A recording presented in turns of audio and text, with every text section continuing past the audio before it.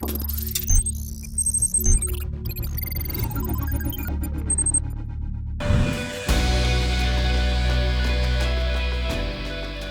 Nissan Magnite comes at the right time when interest in the subcompact SUV segment is sky high. Two big reasons for that: the move to personal mobility in the post-COVID scenario and SUVs remaining the preferred body type for most buyers. And then there is the recent arrival of the Kia Sonet and the Vitara Brezza-based Toyota Urban Cruiser. Let's also not forget the facelift on the Tata Nexon.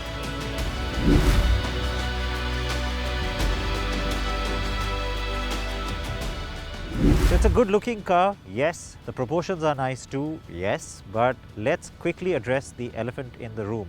It was a few years ago we saw the Go Cross concept, which was supposed to be a DATSUN. And yes, this is that car. It was destined to be a DATSUN. The part that perplexes me is why, even though there was such a delay, because you were going to go from a DATSUN model to a Nissan model, it's come in at least 18 months late from my calculations. Why then was no effort made to change that grille? This is the DATSUN grille. You can recognize it from a mile. Is it not good looking? No, I think it's really attractive, but it's not a Nissan look. And that, like I said, why? I can't understand it. The new global Nissan logo making its first appearance, all that chrome, courtesy the DATSUN look. Even the DRL, very much in keeping with the facelift that we saw on the Ready Go. So the face is very DATSUN, but it's a nice modern face. Good amount of shaping in the metal here. A little rise in the hood implies a little bit of strength. Nice use of chrome within that headlamp cluster. It all looks very sleek and well finished, I have to say. The Magnite badging here is a nice touch. The two-tone only on 4 colors, and again even the cladding with a little design detail, wheel pattern, all very smartly and nicely done. You've also got a good amount of light catching elements and contouring and sculpting in the metal, as well as the plastic cladding down there. So all of that makes the car look very, very contemporary, modern and sexy, attractive. I also like the little bulge of muscle coming through, which creates a very distinct rear fender. It juts out. The light especially juts out. Nicely patterned, and yes, you have this element in the metal with the Magnite badging, standing proud. To me, this is a little bit Renault-like. I guess that's not too surprising considering they are alliance partners. But on the whole, like I said, it's a really good looking car. I just wish it looked more Nissan-like.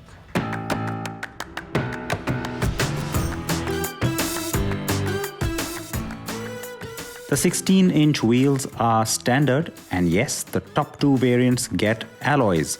The car gets a 205mm ground clearance, roof rails that can take up to 50 kgs on a separately available luggage rack, chrome on the door handles, and on the beltline. The car has 4 exterior cameras, one on each side, front and back, to give you a 360-degree surround view. On the inside, the Magnite is very minimalist, and while that might seem basic to some, it also gives a sense of airiness and space. The dash and central console are tilted towards the driver by 5 degrees. So the steering, height adjustable, but not for reach. That's a negative for me. This is the top end, no doubt, and so you get the big 8-inch screen, which is nice actually. It's a good size. I really think it works. Climate control system with the controls have little screens on them, also nicely done. And overall, it looks a little Spartan, but it doesn't look cheap. It looks quite well finished. The plastics are also pretty decent. Lots of controls on the steering wheel, new Nissan logo. Now that is optional. You have to pay extra to get the wireless charger, but you do get wireless connectivity for CarPlay and Android Auto. So that's really nice. You don't have to always have the cable, and especially if you get the wireless charger, all the more reason you don't want to have the cable just to connect to the screen. So that's really great. It's a high-end car feature. The likes of BMW have it. Very happy to see that coming in here. Now you've got lots of storage because there's space here. There's a USB point there in case you do want to use a cable. Cup holders. Strangely though, this armrest does not open up. There's no space under it, or well, there could be, but we just don't know. The seats fairly comfortable, though they feel a little light and sort of not padded enough. That's a bit of a cost-saving feature that seems to have come in. On the top end, you get fabric on the door, which is nicely done as well. And I do like the shape of the AC vents. In fact, the way the dash has been designed, it's so distinct, it's so different to anything that sits in this segment. I do like that. Dual airbags are standard across the range, and then you've got a few things in the back that I want to show you. Before that, a look at the digital cluster. Bright solid colors, the large screen at the center showing you plenty of information like mileage, and importantly, even TPMS or tire pressure monitoring system. I also like the unique position of the start-stop button. Voice recognition, cruise control, that segment-first 360 surround camera view give the Magnite a decent amount of tech. Want more? Well, an optional extra tech pack will give you that wireless charger, an air purifier, ambient lighting, better speakers, and puddle lamps.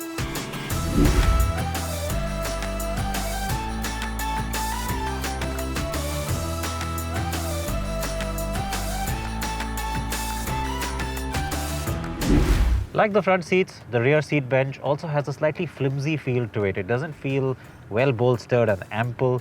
I wish it was, because that would have added a sense of plushness that's currently lacking in this cabin. But great seat back angle and overall comfort on this seat is actually pretty good. It's enhanced by a terrific sense of space and actual space. You have this little quarter glass element at the back that adds to it, good headroom and tons of leg room. Under thigh support, not great, but you know what? On the whole, really smartly played by Nissan on providing all this space at the back, because in this segment, that is going to count.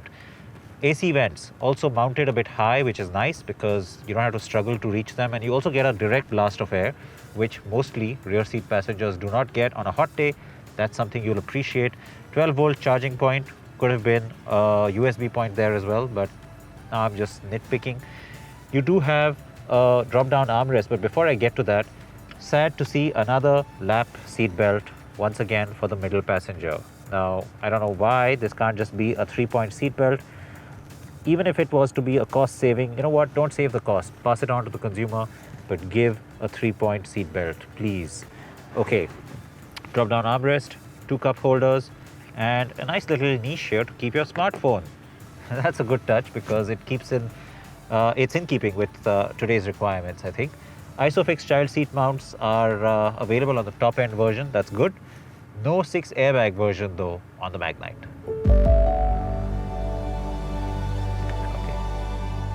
The seats have a 60-40 split, and the car's boot space is a decent 336 litres. Before you ask, the base XE variant gets a 3.5-inch LCD cluster, all power windows, and a 2-tone cabin. The XL variant adds on 6 speakers, audio controls on the steering wheel, climate control and electric mirrors. The XV and XV Premium then add the rest of the goodies.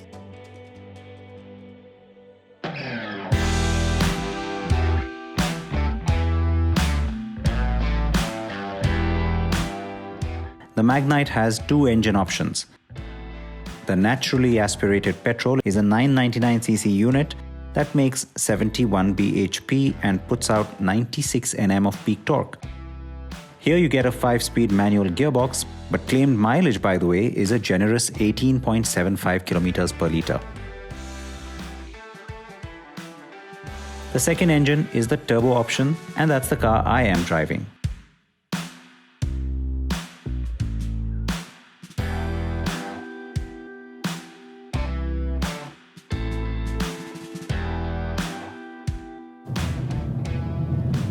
Okay, first impressions on the Magnite. It feels light and zippy, and that can go both ways, guys, because you could also think of it as being small. I don't mean small in terms of the sense of space. That actually is pretty good. You've got a nice commanding height as well, so the SUV feel is intact. It's about how it feels like a small car to drive. It's kind of tinny and a little too light. That is where it kind of goes against it, but it's also, like I said, nice and zippy. So from an urban context, people will like that too. Now, it also makes me wonder how this car would do on its crash test result. Now, I'm not drawing any aspersions here at all because I don't have any such result with me, and so I'll be curious and I'll wait for that result. Because after all, don't forget that there's been a bit of a tangle that Nissan has been in with, especially in India, with global NCAP when it comes to the crash capability of its products. The car's NVH levels, or noise, vibration and harshness, could be a lot better. In fact, the seat and doors shake when the car is on idle too. The steering is agile but very light. Now, luckily, the Magnite delivers on being Japanese, being a Nissan, where it counts. Hugely refined turbocharged engine and really well mated to this manual transmission, which is also very smooth. There's a huge amount of torque, and that's very evident in the fact that even in city driving, you don't need to keep changing gears. It is a very satisfying driving experience because this engine is very energetic. It eggs you on, and I'll tell you what, it also sounds pretty good.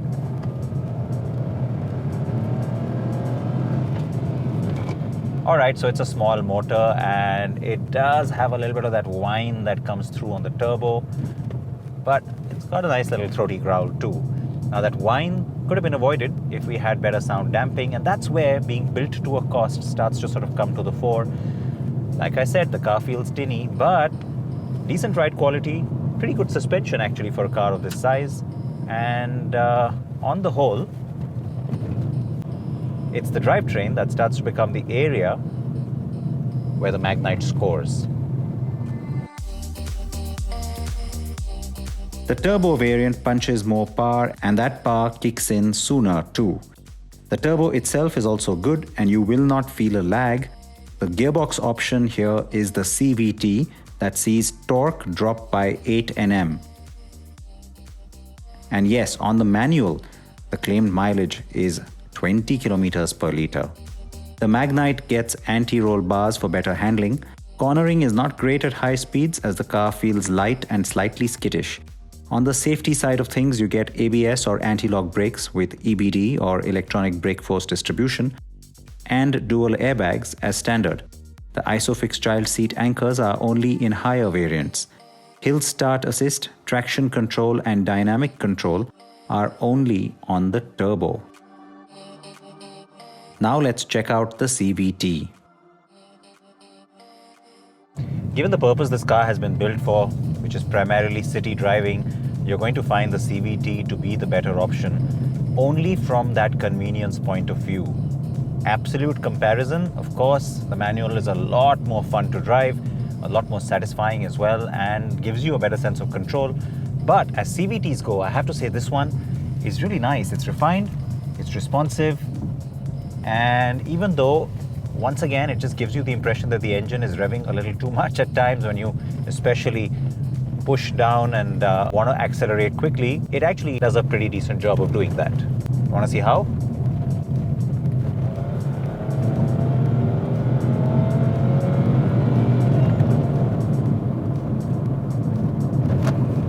That's how.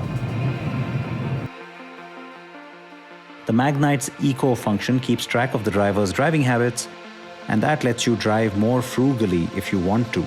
The 5-meter turning radius is best in class according to Nissan. The top variant on the turbo gets Nissan Connect, a SIM-based telematics and connectivity suite powered by a Vodafone or V SIM, but that is an optional extra and not standard even on the highest trim. This also offers smartwatch connectivity. So the Magnite is ready to roll. The launch is just a week away, and if online leaks are to be believed, Nissan plans to go super aggressive with the prices. The naturally aspirated petrol will likely begin below 6 lakh rupees and top off under 7,75,000. The turbo will probably start around 7 lakh rupees and top off under 10 lakh rupees for the CVT top grade. If our guess on the prices is true, then the Magnite will undercut every other rival and will be awesome value, making it a strong player in the subcompact game. Its alter ego, the Renault KIGER, will also grace us soon, and so by 2021, the segment will sport 9 players, making it one of the most crowded and competitive segments in the Indian car market.